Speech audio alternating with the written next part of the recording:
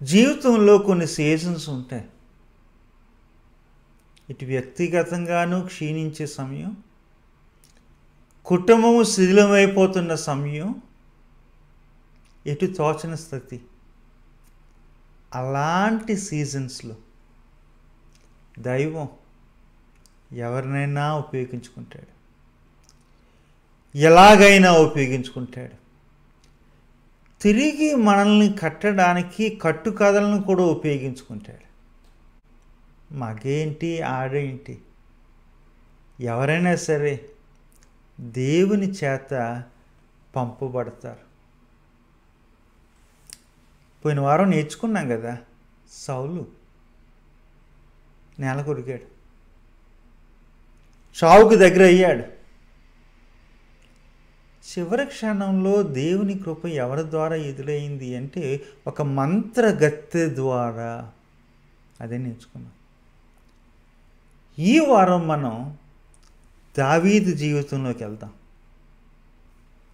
2వ సమూయేలు గ్రంథం 14వ అధ్యాయము మొదటి 20 వచనాలు. తెలివైన తల్లి కట్టుకథ చెప్పింది. దావీదు జీవితాన్ని, దావీదు కుటుంబాన్ని మరలగట్టింది. దేవుడు ఒక స్త్రీని, ఒక కట్టుకథని ఉపయోగించుకున్నాడు. అక్కడ ఒక చక్కని నీతి ఉందండి. ఏమంటుందంటే, తెలివైన తల్లి అని ఎందుకన్నానంటే యుక్తిగల స్త్రీ అని అన్నారు. అక్కడ మాటకారి మన భాషలో చెప్పాలంటే తెలివైన తల్లి. తల్లి అని ఎందుకన్నానంటే తల్లి ఒక నీతి చెప్పింది.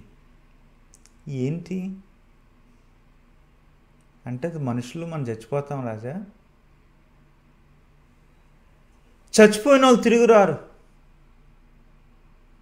మరి ఇంకెందుకు పగలు, ఇంకెందుకు కోపాలు, ఇంకెందుకు పట్టింపులు అని తన కథ చెప్పుకున్నట్టు తను చెప్పి, కట్టుకథని చెప్పి, ఆ కట్టుకథలో నుండి రాజుకి పాఠం నేర్పించింది. ఈ 14వ అధ్యాయము మొదటి 20వ వచనాల్లో మనకి కనబడేది ఎవరు? దావీదు, యోవాబు. తెకోవ నుండి వచ్చిన ఈ యొక్క యుక్తిగల ఒక స్త్రీ. కనబడింది, వినబడింది ఎవరు? వినబడింది ఎవరంటే తామార్ నష్టపోయింది.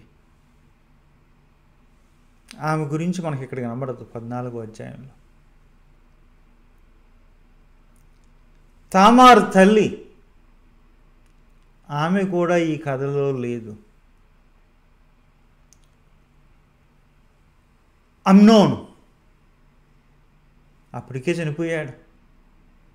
తన తల్లి కథలో లేదు.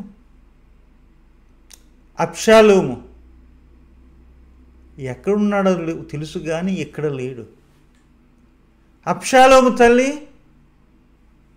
కథలో లేదు. ఎవరున్నారు? ఈ తెలివైన స్త్రీ దావీదు సంభాషణ వెనకాల ఎవరున్నారంటే యోవాబు.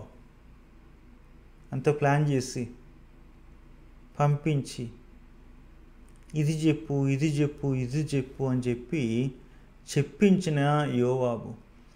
మరి చెప్పించింది యోవాబు అయితే ఈవిడ తెలివైంది అని ఎందుకంటారు అని మీరు అడగచ్చు. రాజుగారులతో మాట్లాడినప్పుడు 2 కావాలి. ఇటు ధైర్యం, 2 మెలకువ, లేకపోతే ప్రాణాలు పోతాయి.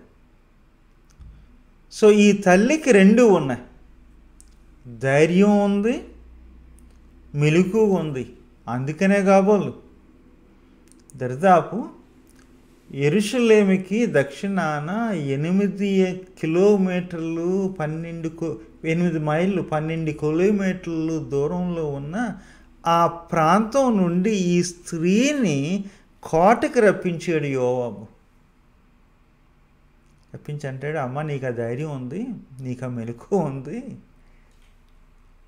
ఇల్లు రాజుని కలువు. ఎందుకు తెలివైంది అని ఎందుకన్నానంటే అది ధైర్యమే కాదు, మెలకువే కాదు. చూసి రమ్మంటే కాల్చి వచ్చే రకాలు చాలామంది ఉంటారు. ఈవిడి ఆ రకం కాదు. ఏది సాధించాలనుకుని దౌత్యానికి వెళ్ళిందో దానిని సాధించింది. ఒక దౌత్యవేత్త రాజు దగ్గరికి వెళ్ళి రాజు చేత ఇది చేయించాలంటే ఏది చెప్పాలో ఎలా చెప్పాలో అలా చెప్పగలిగిన స్త్రీ ఈ స్త్రీ.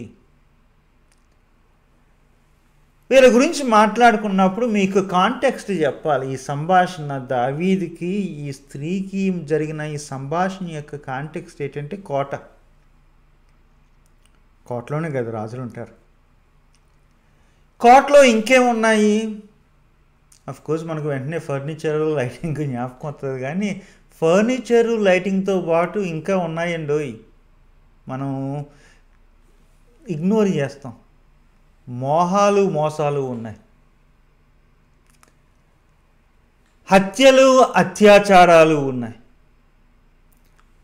యుక్తులు కుయుక్తులు ఉన్నాయి.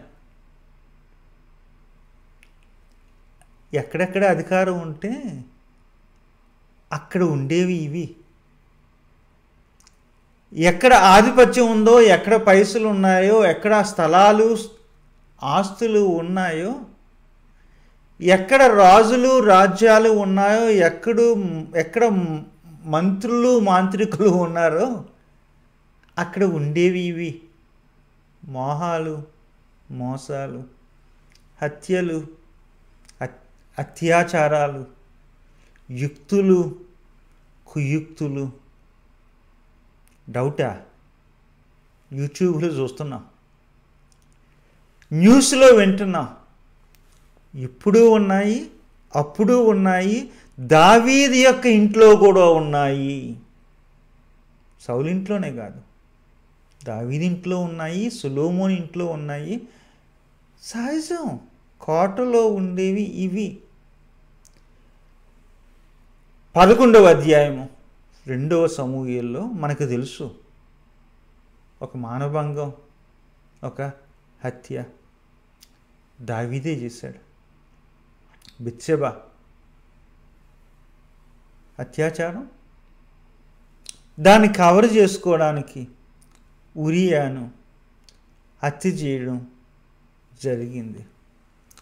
జరిగిన వెంటనే దేవుడు ఏం చేశాడంటే ఒక ప్రవక్తని, నాతానుని పంపించాడు. అంతుపడడం లేదు దావీదుకి ఇప్పుడు ఏం చేయాలో. నాతాను పంపించి ఒక కట్టు కథ ద్వారా దావీదుని మరలా మార్గానికి తీసుకొస్తాడు, సరైన దారిలోకి తీసుకొస్తాడు.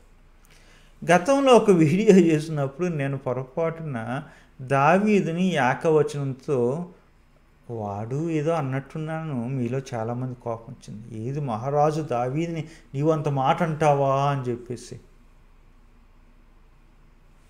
కారణం చెప్తాను, సంజాయిషి ఇవ్వాలి. నేను చెరసాలలో పనిచేసేవాడిని. ఎవరైనా సరే నేరం చేసి వస్తే రాజు ఏంటి, మంత్రి ఏంటి, నేరస్తులే. అందుకు నేను ఇప్పుడు గౌరవం లేక కాదు, ద్వేషంతో కాదు, నేరస్తులందరినీ సమానంగా ఏకవచనంతోనే పిలిచేవాళ్ళం. నిజానికి ద్వేషం ఉంటే, పగ ఉంటే, కోపం ఉంటే, గౌరవం లేకపోతే ఆ పని నేను చేయను. ఒక విషయం. రెండు ఏంటంటే, నేరం చేసిన ప్రతి ఒక్కడు నేరస్తుడే. మరి ముఖ్యంగా రాజు అన్న వాళ్ళు నేరం చేయకూడదు, నేరం చేసే హక్కు కానీ అనుమతి కానీ వాళ్ళకి లేదు. రాజుని, నేను చేస్తాను అనేది లేదు. రాజు కాబట్టి అధికారం పెరిగే కొలది బాధ్యత పెరిగింది. నీ బాధ్యత ఏంటి అంటే, అధికారులతో మాట్లాడుతున్నాను, మీలో చూసిన వాళ్ళు, మీరు కొంతమంది పాదులు ఉన్నారు, బిషప్లు ఉన్నారు, ఆఫీసర్లు ఉన్నారు, రాజకీయవేత్తలు ఉన్నారు, అధికారం ఉన్న వాళ్ళు ఉన్నారు కాబట్టి చెప్తున్నాను మాట ఏంటంటే, అధికారం పెరిగే కొలది బలహీనుల్ని కావలసిన భద్రత ఇవ్వాలి, సాయం చేయాలి.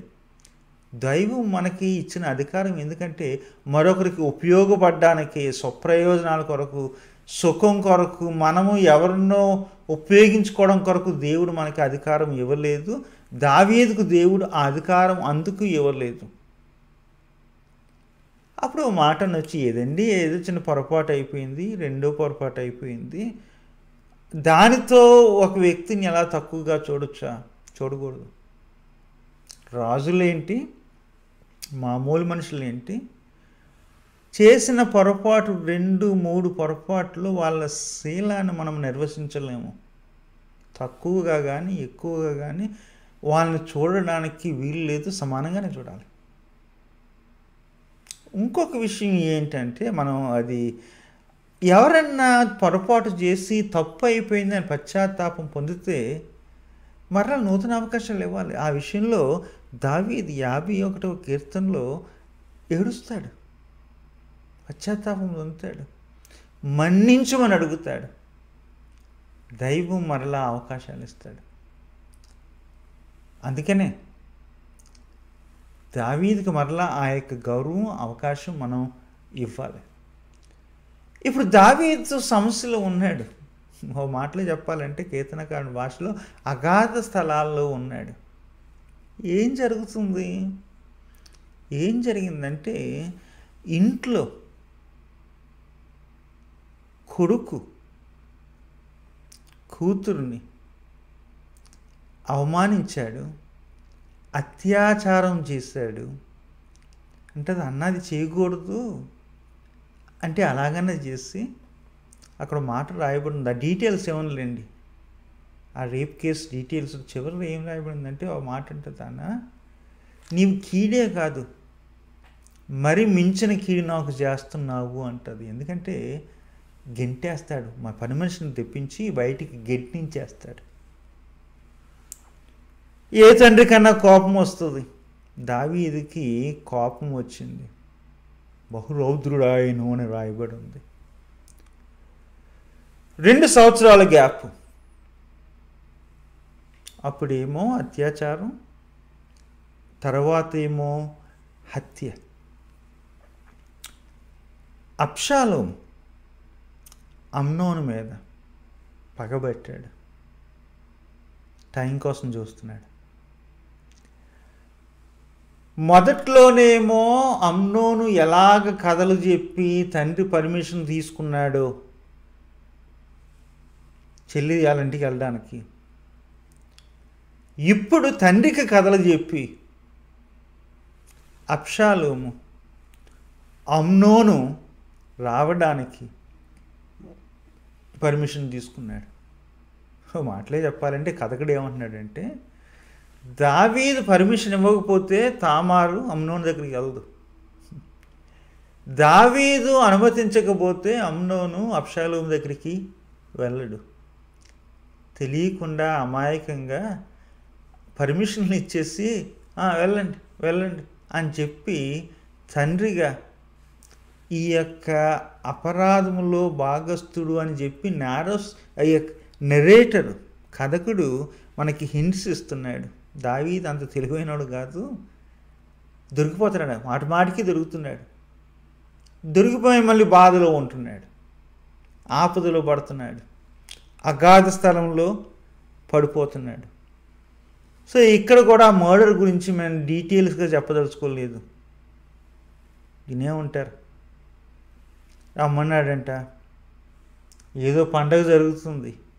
ఏ పండగ? గొర్రెల యొక్క బొచ్చుని కత్తిరించే ఆ కాలంలో పండగ జరుగుతుంటే ద్రాక్షారసం ఇచ్చి ఆ అమ్నోను మత్తులో ఉన్నప్పుడు, అప్పుడు ఆల్రెడీ 2 సంవత్సరాల గ్యాప్ వచ్చింది. ఏది? ఆ యొక్క రేప్కిని ఈ మర్డర్కిని. అబ్షాలోము పంపించి తనని హత్య చేయిస్తాడు. పారిపోతాడు, పరారైపోతాడు. ఈ విషయం దావీదుకు తెలుస్తుంది. మరలా తండ్రి, ఏ తండ్రి అయినా సరే దుఃఖంలో పడతాడు, బట్టలు జిమ్ముకుంటాడు, నేలను పడతాడు. కొడుకు పోయాడు, అప్పుడు కూతురు మానం పోయింది, ఇప్పుడు కొడుకు ప్రాణం పోయింది. మరి చంపినవాడు ఎవడు? మరో కొడుకు. ఎక్కడికి? వాళ్ళ అమ్మమ్మ, తాత, మేనమామలు ఉన్న దేశం, అక్కడికి వెళ్ళిపోయాడు. తల్మయి అనే ఒక ప్రాంతం కిషూరులో, అక్కడికి పారిపోయాడు. 3 సంవత్సరాలు గడిచింది. ఇదంటే ఈ 2 అధ్యాయాలు 13, 14 అధ్యాయాలు ఎన్ని సంవత్సరాల కథ అంటే ఇది 5 సంవత్సరాల కథ. 3 సంవత్సరాలు అయిపోయింది, ఇంకా కోలుకుంటున్నాడు, కానీ అర్థం కావడం లేదు ఏం చేయాలి అని చెప్పి. ఎందుకంటే కొడుకుని చంపిన ఇంకొక కొడుకుని తిరిగి తెచ్చుకోవడానికి ఆ రక్తాపరాధానికి ఏదో కొంచెం తేడా ఉంది. ప్రాణంతో ఉంచాలా లేదు, కానీ మనసంతా ఎవరి మీద ఉంది? ప్రాణమంతా ఎవరి మీద ఉంది? అబ్షాలోము మీద ఉంది. మగోడు కదా, తండ్రి కదా, రాజు కదా, తగ్గడం కొంచెం కష్టము అని అన్నట్టు అక్కడ కథకుడు మనకి ఇస్తాడు. మనసు ఉంది, తెచ్చుకోవాలని ఉంది, కానీ ఇంకా అనుమానం, పగ, ఆ యొక్క కోపం ఉంది.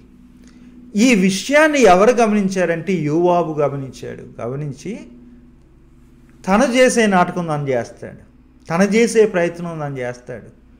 సో చాలామంది అంటారు మరి యోవాబుకి ఎందుకండి ఇదంతా అంటే, గమనించండి, యోవాబు అబ్షాలోముని తీసుకుంటే అబ్షాలోముకి మరలా ఈ యొక్క సింహాసనం వచ్చిందంటే యోవాబు అప్పుడు చెప్తాడు, ఇదిగో నిన్ను ఇక్కడ తిరిగి తీసుకురావడానికి కారణం నేనే అబ్షాలోము అని చెప్పడానికి తను ప్లే చేస్తాడు, తన గేమ్ తను ప్లే చేస్తాడు. వచ్చింది ఈ స్త్రీ వచ్చింది, చెప్తుంది నిజముగా నేను విధవరాలని అంటది. అని నిజముగా నేను విధవరాలని అన్నప్పుడే దావీదుకు అనుమానం రావాలి. రాలే. 2 కొడుకులు ఉండేవారు, గొడవ అయింది. ఒక కొడుకు ఇంకొక కొడుకుని చంపేశాడు. చంపిన ఆ యొక్క కొడుకు హంతకుడు దాక్కున్నాడు. వాడిని ఇమ్మని నా ఇంటోళ్ళందరూ, నా బంధువులందరూ వచ్చి ఒత్తిడి తీసుకొస్తున్నారు. అంటే ఈమె దాచినట్టుంది, లేకపోతే వాడు ఎక్కడ దాక్కున్నాడో ఈమె తెలుసు. ఎందుకు అంటే వాడు దొరికితే ఈ రక్తదోషానికి ప్రతిగా, ఈ హత్యకు ప్రతిగా మేము వాడిని హత్య చేస్తాము అని చెప్పి డిమాండ్ చేశారు. అదొక కారణం. రెండోది ఏంటంటే ఇలాంటోడు మన ఇంట్లో బతకకూడదు అవ్వచ్చు. మూడోది ఏంటంటే ఆ తండ్రి ఇంటికి కలిగిన ఆ యొక్క ఆశీర్వాదము, ఆస్తి వాళ్ళకి చెల్లకూడదు. మరలా ఈ చిన్నాన్నలు వీళ్ళు ఉంటారు కదా, వాళ్ళకి అది చెల్లాలని చెప్పేసి మిగిలినోని చంపడానికి చచ్చిపోయినోడి పేరుతో వస్తారు, డిమాండ్ చేస్తున్నారు అని చెప్పి దావీదుకి చెబుతుంది.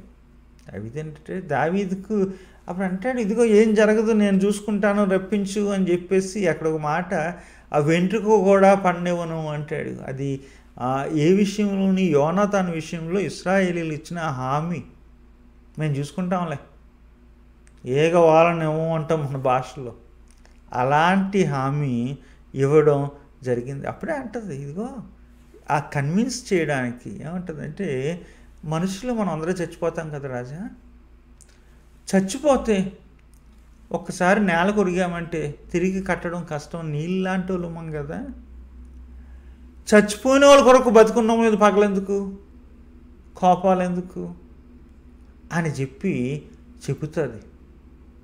అంటాడు, ఇదంతా నా కోసం చెప్పే కదానా? ఈ కథ చెప్పింది నువ్వా, నీ వెనకాల యోవాబు చెప్పించాడా అని చెప్పి అడుగుతాడు. దావీదుకి అర్థమైంది ఏంటంటే, అమ్నోను చనిపోయాడు. చనిపోయిన అమ్నోను కొరకు నేను అబ్షాలోము మీద ఇంత దూరంగా ఉంచుకోవడం ఎందుకు, పగబెట్టడం ఎందుకు? ఎలాగైనా మనసు ఉంది కదా, ఆ కొడుకుని తెచ్చుకుంటాను అని తెచ్చుకోవడానికి ఈ కథ చెప్పడం జరిగింది. నీ కొడుకుకి ఎలాగైతే భద్రతో నా కొడుకుకి అలాగే భద్రత. నీ కొడుకుని ఎలాగైతే మన్నించుకోమంటావో నా కొడుకుని నేను మన్నించుకుంటానని ఆ మాట చెప్పడానికి ఈ తల్లి ఈ సంభాషణ చేసింది.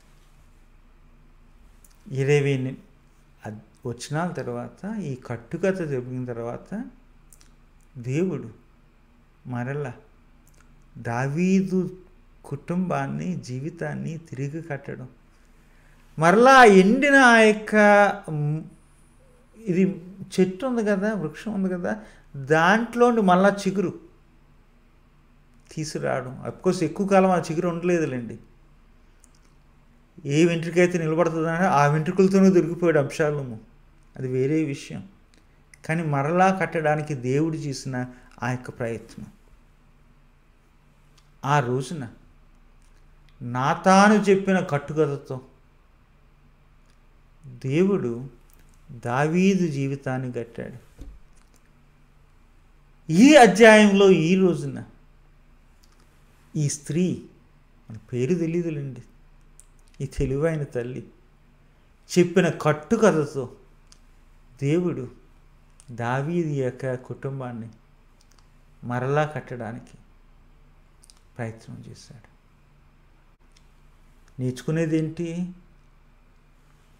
మెలకుగా ఉందాం, చెవులు విప్పు ఉందాం. దైవం ఎవరి ద్వారా మన కుటుంబాలను, మన జీవితాలను కడతాడో మనకు తెలియదు. సౌలు జీవితంలో ఒక మంత్రగత్తెను, దావీదు జీవితంలో ఒక యుక్తి గల తెలివైన ఒక స్త్రీని ఉపయోగించుకుంటాడు. మన జీవితాల్లో కథలు, కట్టుకథలు, వక్తలు, ప్రవక్తలు ఎవరినైనా ఉపయోగించుకోవచ్చు. ఉంటాను మరి, సెలవు.